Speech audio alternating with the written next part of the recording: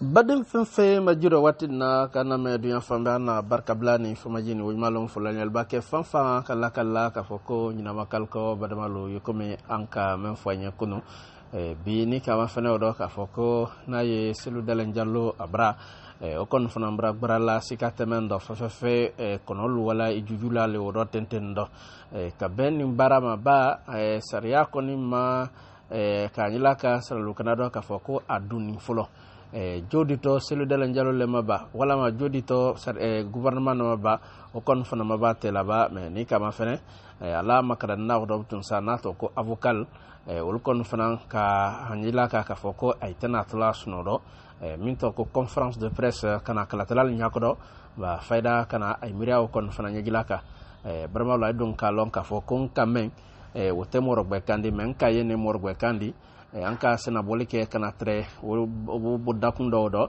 anyi anna bonkura late yoro minto ko maison de la presse anyi ne tentendo kana odo bodamalu kana tre o ko dakundo anda antlo sinka nay makran na wido tobukan men fola bodamalu kabbe celula yoroma akenya juma ay miriya juma la fana anda antlo sinka avocat la nay makranal di wo makran na odo tunsa aflam ko pol yumba kurma wiyado ka banko la makran na shaman bad na deninka aidina famille soro ay to kelen na bema andan to sinka ayima watina nay makran naydi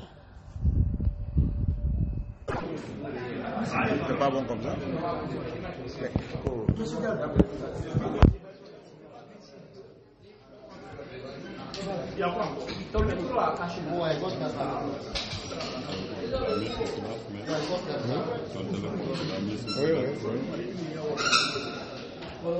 Alors, s'il vous plaît, votre attention une fois encore. Bonjour à toutes et à tous et merci d'être venus à la toute première conférence de presse dans la maison de la presse de Guinée, la nouvelle maison de presse.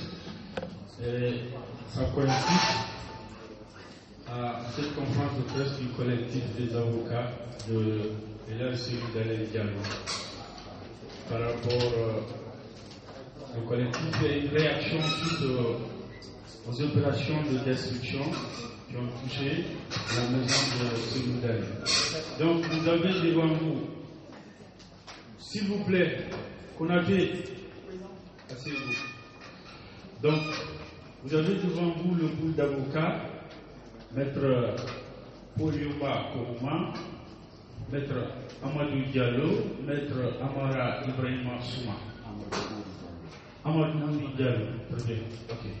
Donc, sans plus tarder, on va laisser la parole aux avocats. En premier lieu, Maître Paul Yomba qui va introduire cette conférence de presse. À vous la parole, Maître. Merci.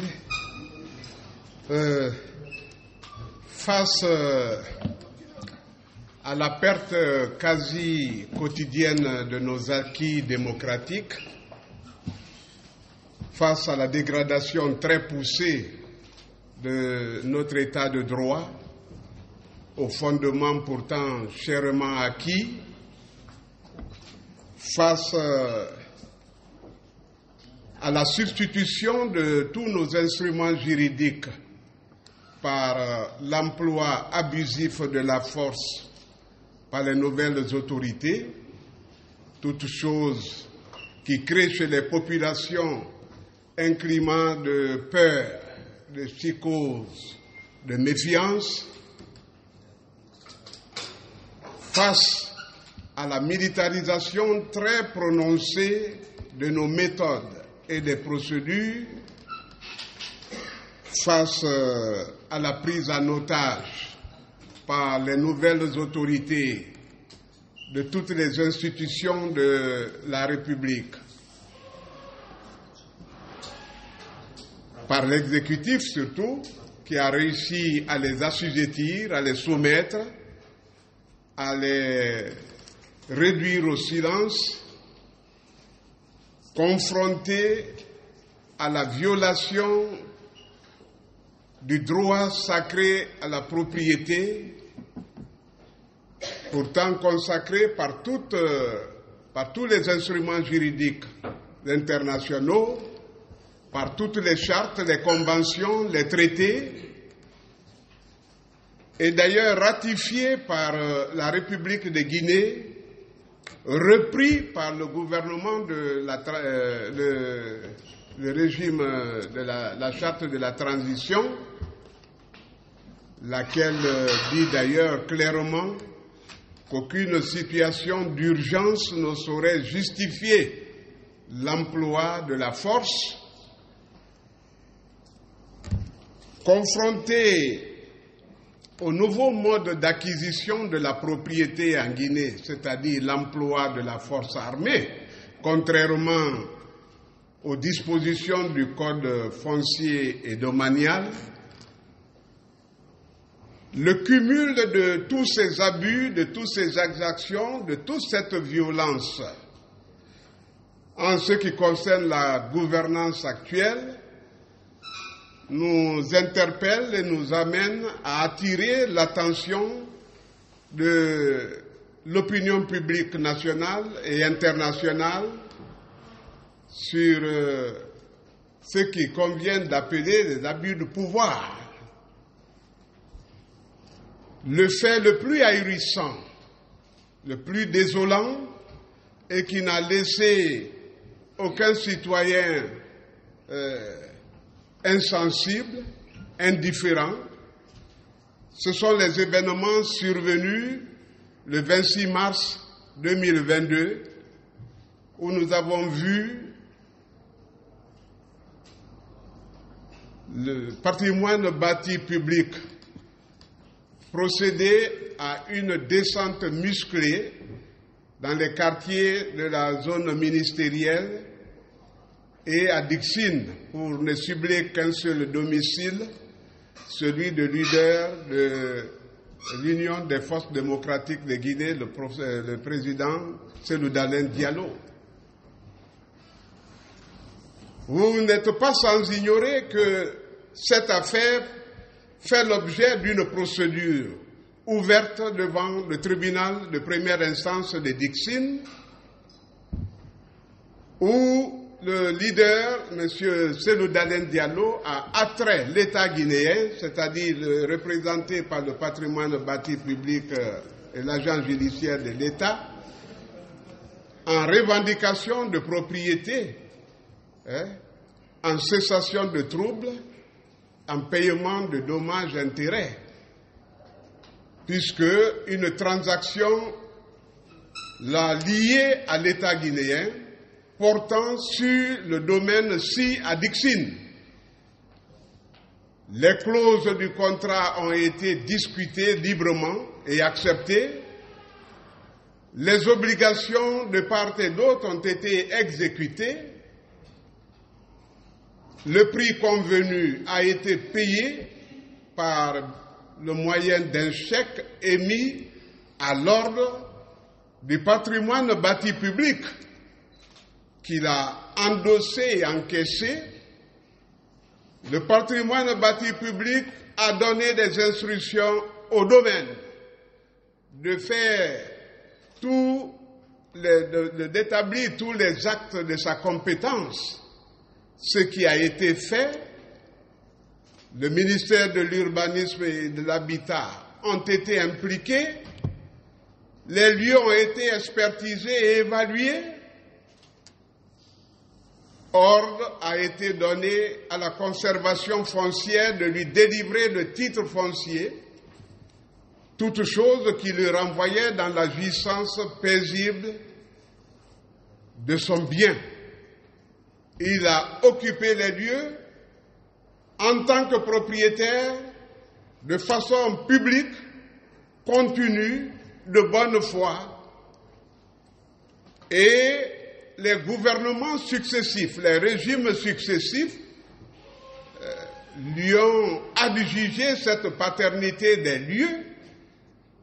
Juste, bien sûr, il y avait eu des menaces, mais vérification faite, les lieux étaient effectivement immatriculés au nom du président Cellou Dalein Diallo, qu'il en était propriétaire et qu'aucune manœuvre, aucune ruse, aucun autre moyen, autre une expropriation pour cause d'utilité publique, ne pouvait désormais lui séparer de son bien. Alors,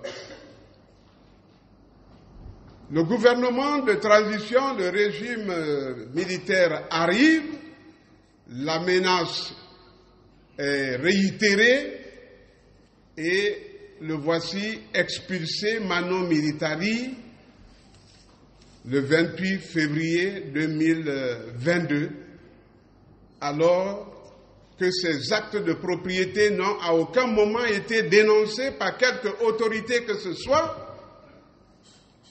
Ces actes de propriété n'ont pas été annulés. L'État ne lui a pas opposé une procédure en vue de la récupération de son bien. Il y a donc eu la raison du plus fort qui a prévalu.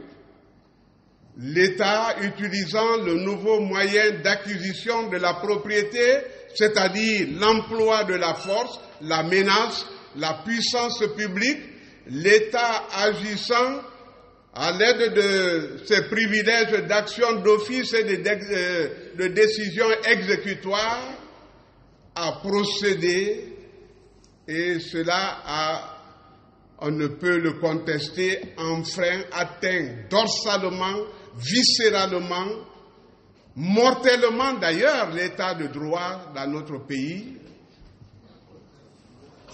Toutes choses qui nous font désespérer l'avenir de notre nation si les forces vives, si la loi ne s'interpose pas. Alors, M. Cellou Dalein Diallo expulsé, l'État avait pensé que son expulsion valait fin de toute hostilité, mais fort de la loi, fort de nos institutions, fort de la justice de son pays, il a engagé cette action qui est en débat devant le tribunal de première instance de Dixine. Les échanges de pièces sont encore en cours quand nous apprenons que les lieux litigieux, que l'État n'arrive pas encore à prouver la paternité, la propriété, ont été démolis, réduits en lambeaux, le bâtiment principal et ses dépendances complètement ruinés. L'État donc a pensé qu'en y procédant ainsi, il mettrait fin à toute velléité de réclamation, oubliant que s'il a enfreint la légalité, le cap de la légalité, si les instruments juridiques nationaux, c'est-à-dire nos différents textes de loi, en toute matière, ne sont pour eux rien d'autre que du simple papier, si l'Assemblée nationale a eu à veiller en vain, a pris du temps pour nous sortir ces textes de loi, que M. Cellou Dalein Diallo n'allait pas s'en procurer.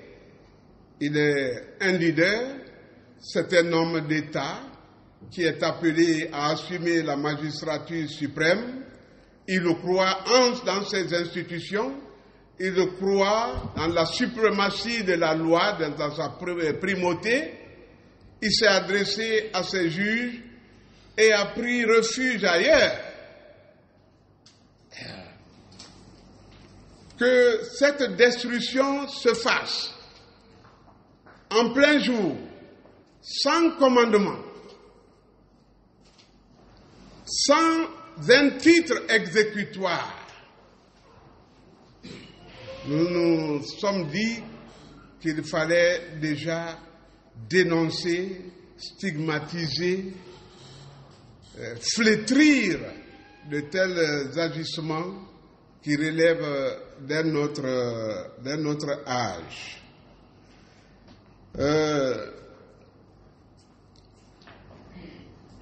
Ces faits et gestes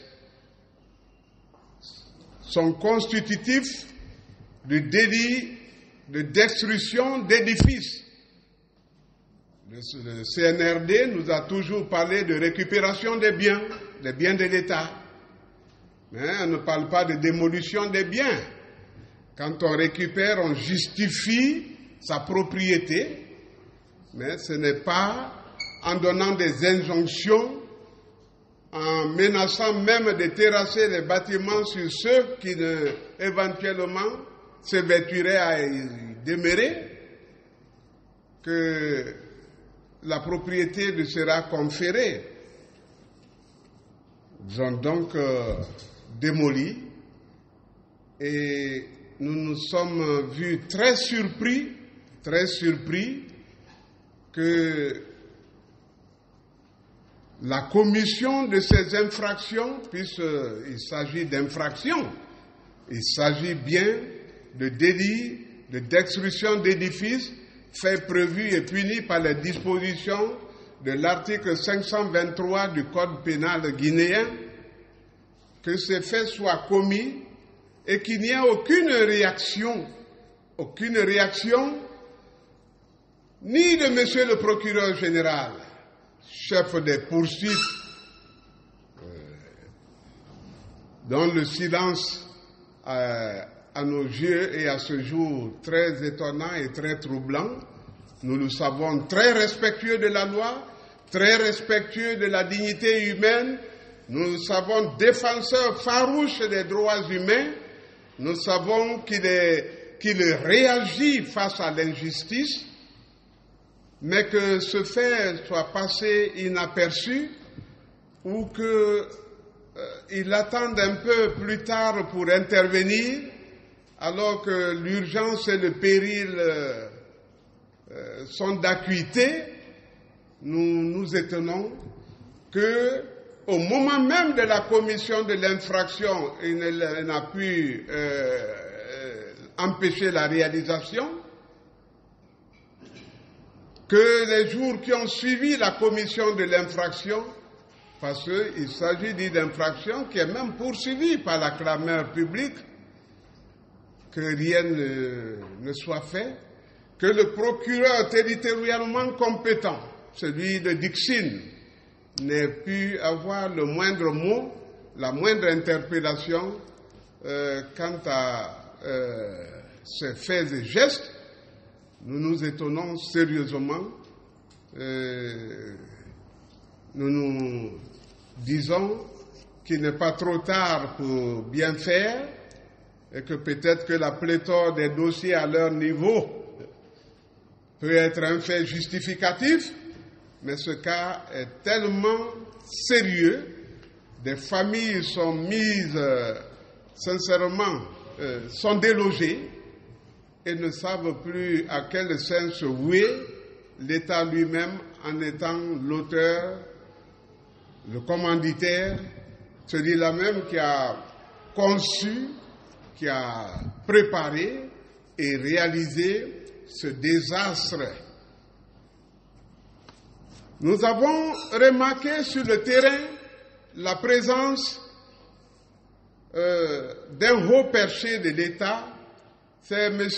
Mohamed Doussou Traoré, directeur général du patrimoine bâti public, qui, à visage découvert, puisqu'il est identifié,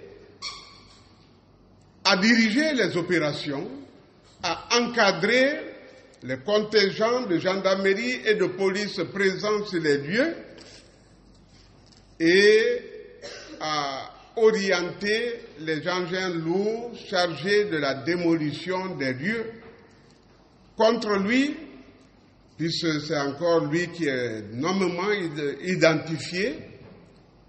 Il ne s'en repent d'ailleurs pas, il assume, il déclare d'ailleurs qu'il s'agit d'un programme de destruction d'édifices, un programme de commission d'infraction, un programme de déstabilisation des foyers, des ménages. Dans tous les cas, les faits et gestes de l'autorité au sommet n'apaisent pas. Les faits tels que reproduits, produits sur les lieux, ne sont pas de nature à concilier notre pays, les hommes, et qu'ils divisent plutôt et poussent à la haine et à la révolte, à la méfiance et à l'indifférence. Contre M. Doussou, Mohamed Doussou Traoré, nous engagerons les jours à venir une citation directe devant le tribunal correctionnel pour les faits de destruction d'édifices. Il sera jugé par les juridictions nationales et il réparera les dégâts causés. Nous sommes en train d'identifier, de chercher à identifier des personnes, puisque si l'État, en tant que personne morale, n'est pas pénalement responsable, les personnes physiques, les agents, les préposés qui ont agi, eux, sont passibles de poursuites. Dans tous les cas, cette propriété est et demeure celle du président Cellou Dalein Diallo. C'est l'État qui lui a procuré les titres de propriété jusqu'au décret du président de la République, en passant par le titre foncier, que l'État, nul ne saurait se prévaloir de sa propre turpitude, qu'il devait attendre. L'État devait attendre que les juridictions se soient prononcées, mais nous avons entendu de l'autre côté, au sein du gouvernement, dire « Nous sommes pressés, il faut aller vite ». Peu importe, l'État se pliera à toute décision éventuelle que la justice aura à rendre relativement à cette affaire. C'est d'abord une insulte faite à la justice et nous sommes surpris qu'à ce jour, que l'association des magistrats de Guinée ne s'est pas fait entendre, que le Conseil supérieur de la magistrature n'a pas levé le petit doigt, que, sincèrement, ceux-là même qui sont dorsalement atteints, dans leur épine dorsale, face à cette insulte, n'aient eu aucun mot à dire, à placer, parce que peut-être qu'il s'agit d'un opposant, mais opposant à qui, quand on sait que apparemment ce régime n'a pas à se présenter à une quelconque élection. En tout cas, le cas du président Cellou est singulier. Il appelle à beaucoup de réflexions et on peut le commenter, tout commentaire sont permis en ce qui le concerne. Quant à lui, on ne revendique pas. Quant à lui, le PG, le procureur général, ne fait pas de déclaration, le procureur de la République n'interpelle pas, l'association des magistrats n'agit pas et aucun défenseur des droits humains n'intervient. Et c'est le lieu de remercier la presse. La presse, sincèrement, est témoin de l'histoire de notre pays. Et elle est vraiment gardienne de nos lois, de nos institutions. Et ça n'a vraiment fait écho de ces tribulations, de ces exactions, de ces abus qu'elle a vraiment su dénoncer en son temps et avec la virulence requise. Elle ne peut que se limiter là. Et du reste, nous sommes dans un état où chacun a sa partition à jouer. Nous vous en remercions et nous en sommes très reconnaissants. Et c'est pourquoi encore notre destination, c'est chez vous, pour vous dire que le combat continue et que nous avons encore un verrou devant nous.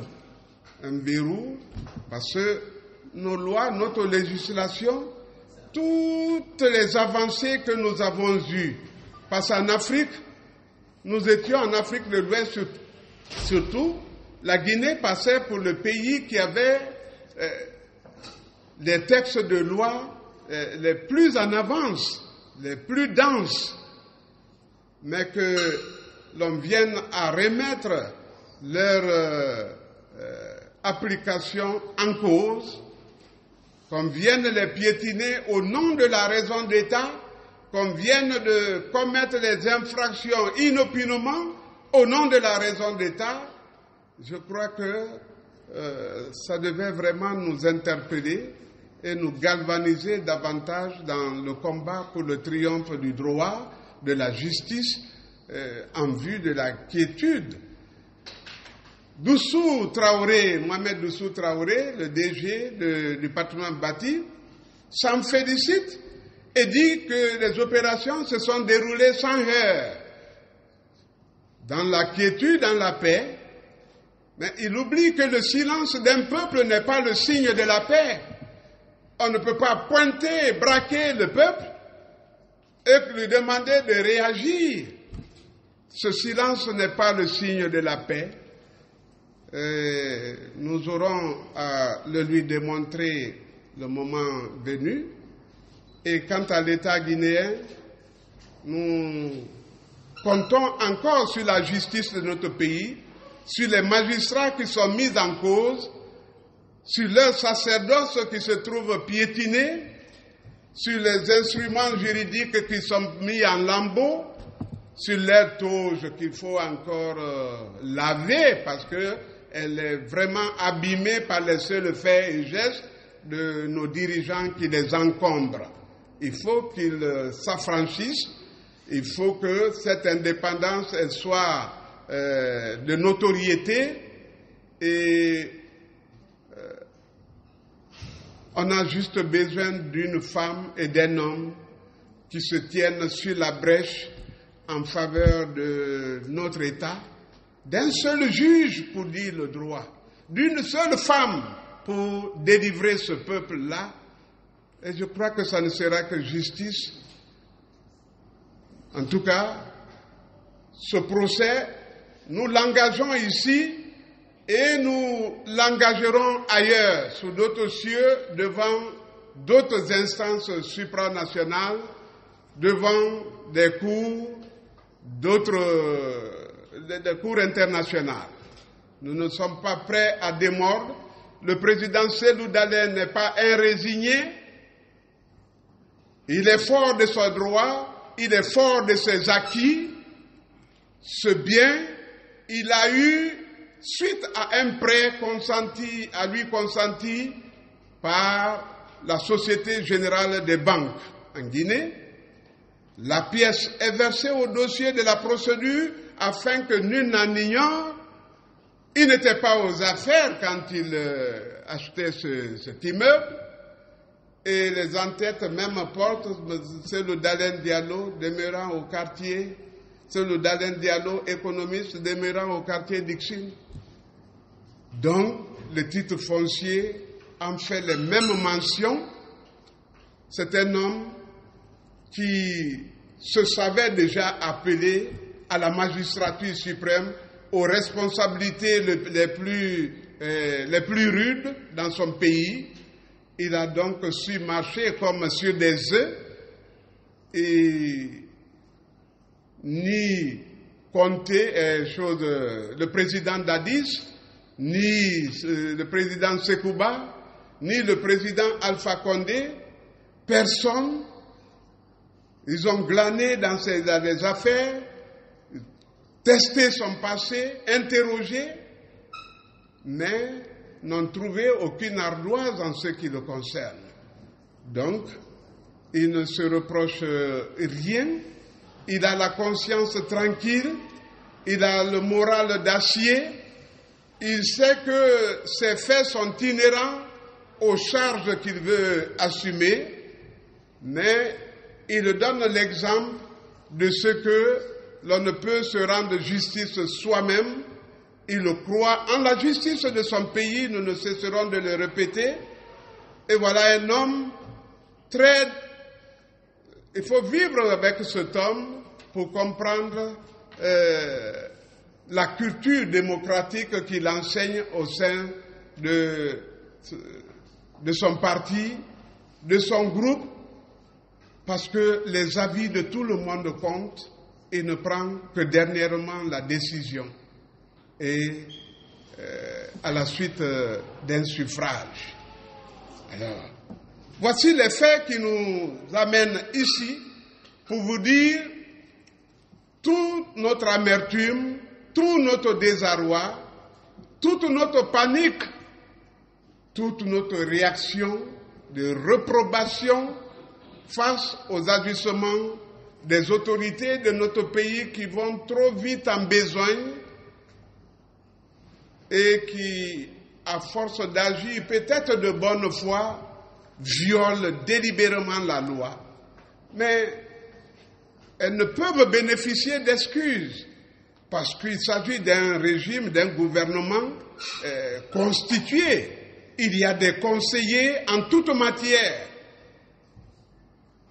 Donc, une erreur n'est pas possible. Elle n'est pas possible.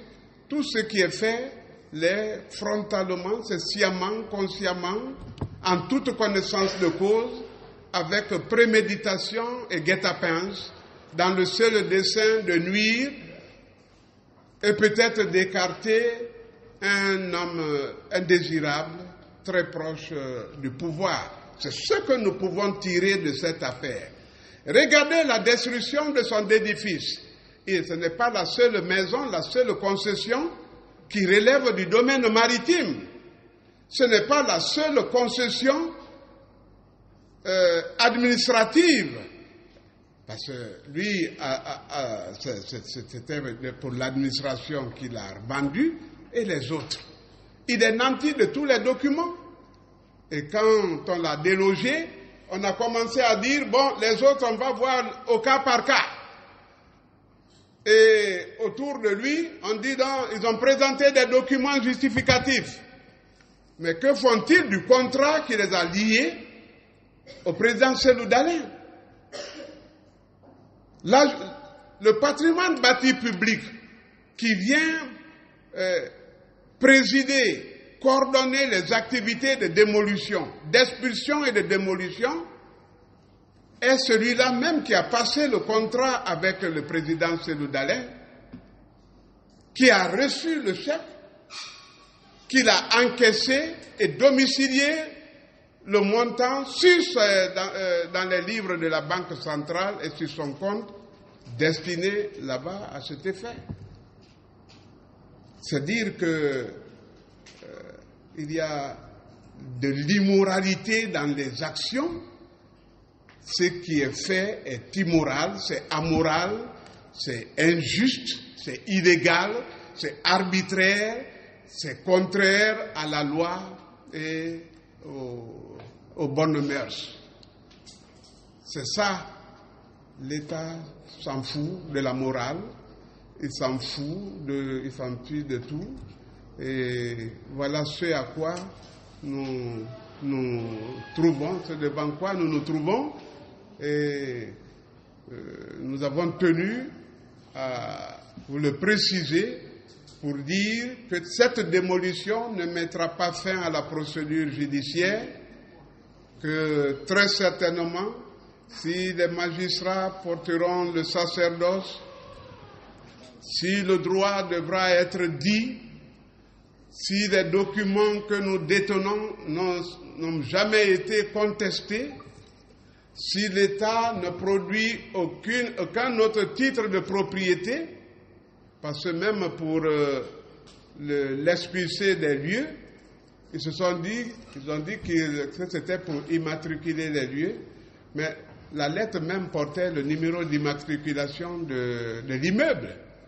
Mais ce qui nous a d'ailleurs surpris, Parce qu'une fois la transaction faite, une fois le bâtiment aliéné, l'État ne devrait plus être en possession de ces documents, ce qui fait qu'il y a eu un dol, une tromperie provoquée à l'origine. Dans tous les cas, moralisons la vie publique, moralisons nos transactions.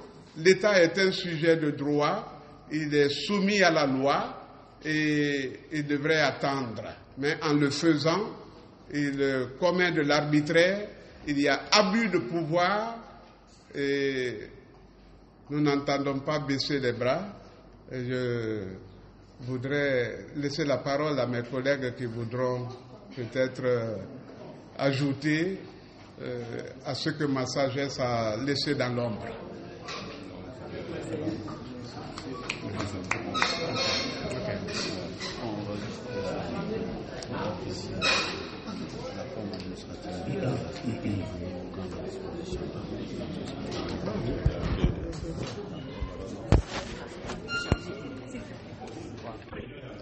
Badem Fenfe Majido na Barkablani Fumajini Wujmalon Fulalnye Albra Familistron conférence de presse Mentrayembi c'est l'ouvra ma au lieu di Kubarka kana maison de la presse là au lieu de Kadaima Kansankal la de Mari Kansan Dubois Aneke Kubarka